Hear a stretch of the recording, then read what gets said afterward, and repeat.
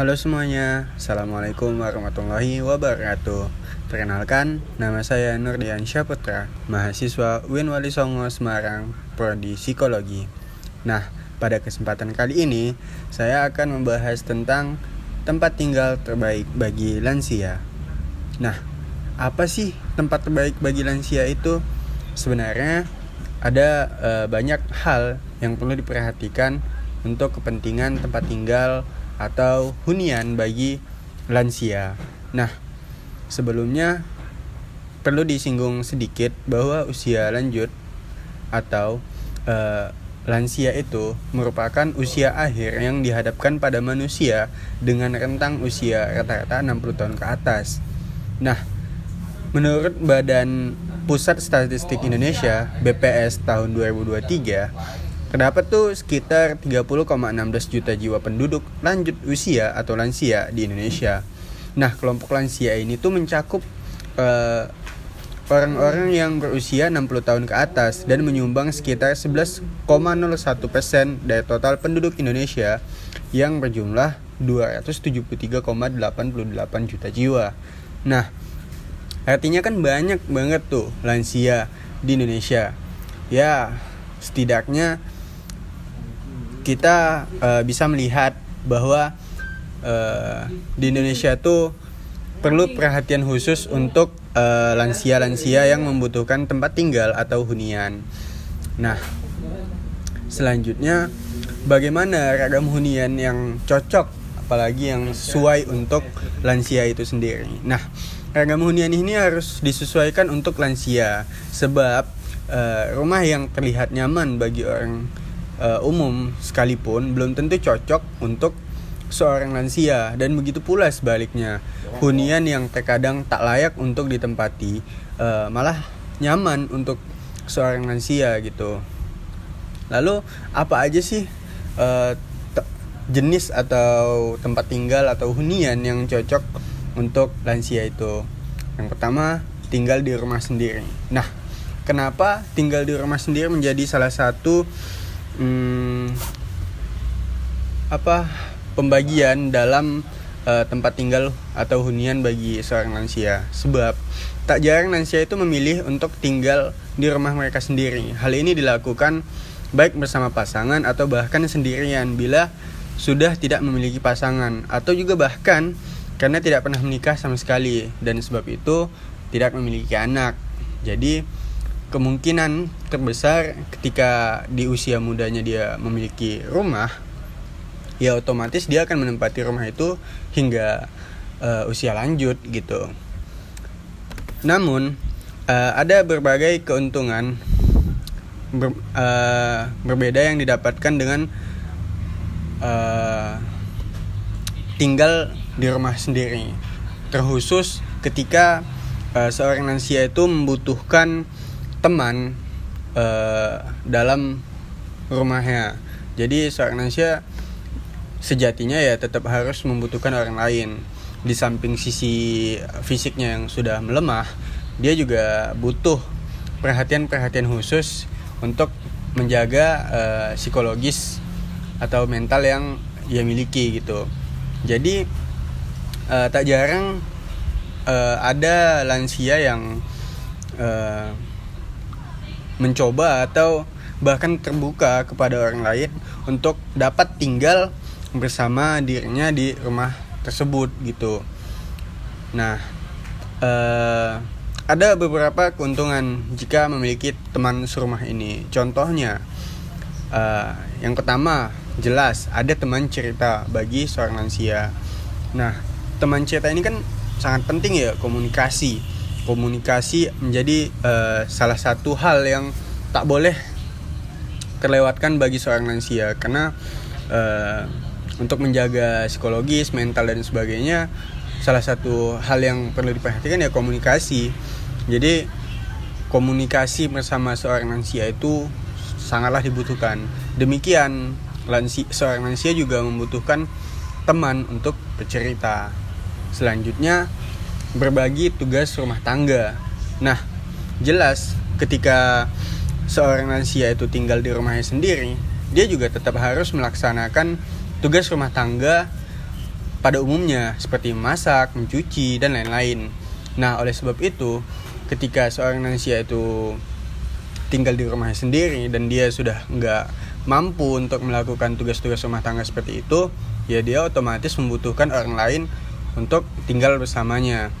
Nah, orang lain yang dimaksud ini nggak harus saudara atau keluarga, bisa saja orang lain yang tidak dikenal, tapi dengan catatan memiliki background yang baik dan sudah dikenal oleh lansia ini.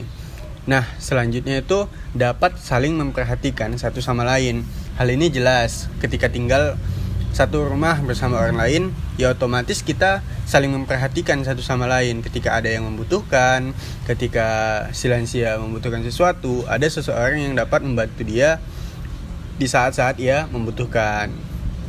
Nah, selanjutnya tinggal di panti jompo atau hunian khusus lansia. Nah, ini untuk tempat tinggal yang cocok kedua bagi seorang lansia. Panti jompo ini atau biasa disebut juga panti ureda merupakan tempat tinggal di mana lansia dapat tinggal dan menerima perawatan baik diri pribadi maupun kesehatan. Saat ini ada panti yang dikelola oleh pemerintah dan juga swasta. Jelas dua perbedaan yang dapat dibedakan dari panti yang dikelola oleh pemerintah dan juga swasta, di mana kalau pemerintah tentu ada yang gratis. Beda halnya dengan yang swasta, jelas membutuhkan biaya ketika seorang lansia ingin tinggal di sana. Namun ada juga hal yang perlu diperhatikan sesuai kebutuhan dan dana sebelum memilih panti jompo. Hal ini dikhususkan untuk panti jompo swasta yang membutuhkan biaya. Nah, diantaranya itu apa aja?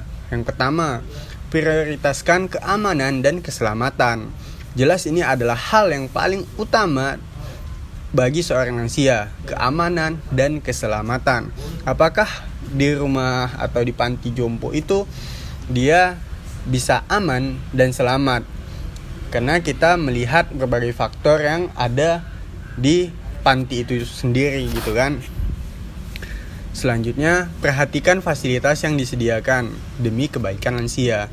Jelas ini adalah hal-hal berikutnya yang perlu kita perhatikan dan menjadi perhatian lebih bagi seorang lansia, karena fasilitas ini jelas harus memadai bagi seorang lansia, sebab fasilitas yang memadai akan membantu lansia dalam kehidupan atau kegiatan-kegiatannya sehari-hari gitu kan. Dan yang terakhir, perhatikan kesempatan lansia dalam bersosialisasi. Nah, ada beberapa panti yang terbilang sunyi dan ya kurang dalam bersosialisasi juga. Jadi kita harus memperhatikan, karena seperti yang saya sampaikan sebelumnya, bahwa komunikasi menjadi salah satu faktor utama untuk menjaga kesehatan mental atau psikologis dari seorang lansia. Jadi sosialisasi sosial itu sangatlah dan amatlah penting bagi seorang lansia di panti. Nah, adapun tempat tinggal atau hunian yang ketiga yang cocok bagi seorang lansia, yaitu tinggal di rumah perawatan lansia atau nursing home. Nah, rumah perawatan yang dimaksudkan ini bukanlah bagian dari fasilitas medis, melainkan tempat tinggal bagi lansia yang membutuhkan banyak bantuan dalam kehidupan sehari-hari, seperti mandi, ke toilet, makan, bergerak, hingga merawat diri. Nah, rumah perawatan ini tuh semacam tempat yang dikhususkan bagi lansia-lansia yang membutuhkan perhatian lebih, seperti memiliki penyakit bawaan, gangguan-gangguan atau kelainan-kelainan tertentu dan lain sebagainya. Namun ada juga yang hal-hal yang perlu diperhatikan sebelum memilih untuk tinggal di rumah perawatan semacam ini. Yang pertama, jelas seperti yang kita ketahui, ini adalah rumah perawatan. Jadi, pastikan rumah perawatan ini dilengkapi dengan peralatan kesehatan yang memadai bagi lansia. Yang kedua, pastikan pula untuk setiap alat berfungsi dengan baik agar keamanan dan keselamatan dapat terjaga. Seperti yang saya jelaskan di awal tadi. Nah, Terus perhatikan juga program-program yang ditawarkan bagi kesehatan lansia, baik itu secara fisik maupun mental.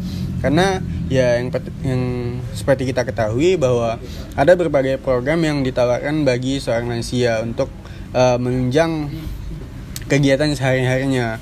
Program yang dimaksudkan ini adalah sebagai sarana lansia dalam bersosialisasi dan berpartisipasi dalam sosial agar menjaga kesehatan mentalnya.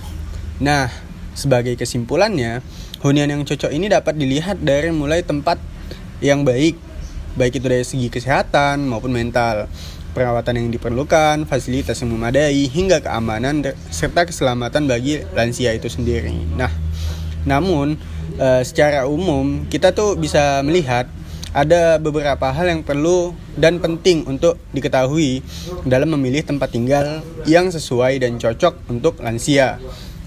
Di antaranya pencahayaan yang cukup, adanya ruang terbuka, hindari tangga, lantai yang ramah, kamar mandi yang sesuai, dan kamar tidur yang nyaman. Karena hal-hal semacam ini tuh cukup penting bagi seorang lansia untuk menjaga keamanan dan keselamatannya di tempat tinggal atau hunian yang ia huni. Mungkin cukup penyampaian materi yang dapat saya sampaikan pada kesempatan kali ini. Apabila ada yang kurang jelas, bisa kita berdiskusi di belakang. Oke, mungkin cukup sekian dari saya. Apabila ada kesalahan saya mohon maaf. Akhirul kalam. Wassalamualaikum warahmatullahi wabarakatuh. See you, goodbye, sampai jumpa semuanya.